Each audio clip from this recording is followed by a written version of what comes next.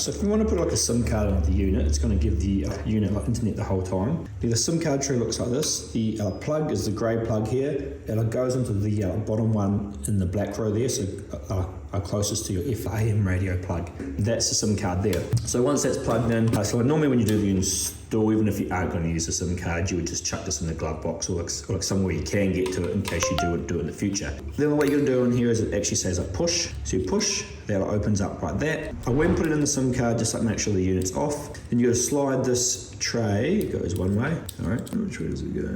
Backwards, there you go, to unlock it, and you'll see that little tray opens up like so. Now obviously when you buy like a SIM card, it's going to come with this extra spacer because it has to be slightly bigger to fit in. Then what you got to do there is just stick it in how it's supposed to go. You can see it has a little cut corner up there, so that should like match.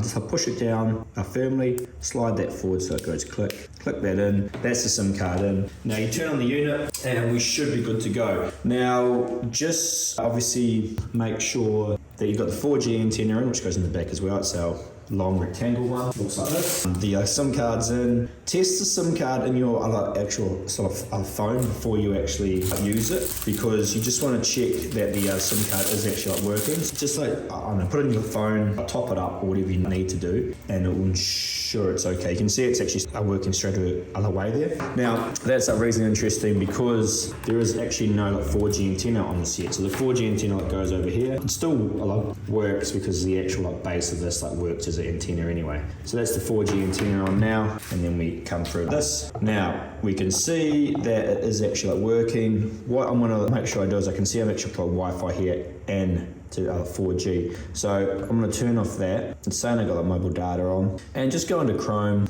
just bang something in, and you'll be able to see, all right, cool, that is working. So that is all good. So the SIM card's working, and that will now give this the internet the whole time, which is handy. Some people prefer to have this going on. I guess it allows you to have CarPlay and Android Auto happening as well as having a SIM card in, which can be handy because you can't use your hotspot from your phone and Android Auto or CarPlay wirelessly at the same time. So that is how you set the SIM card up on the T-Series.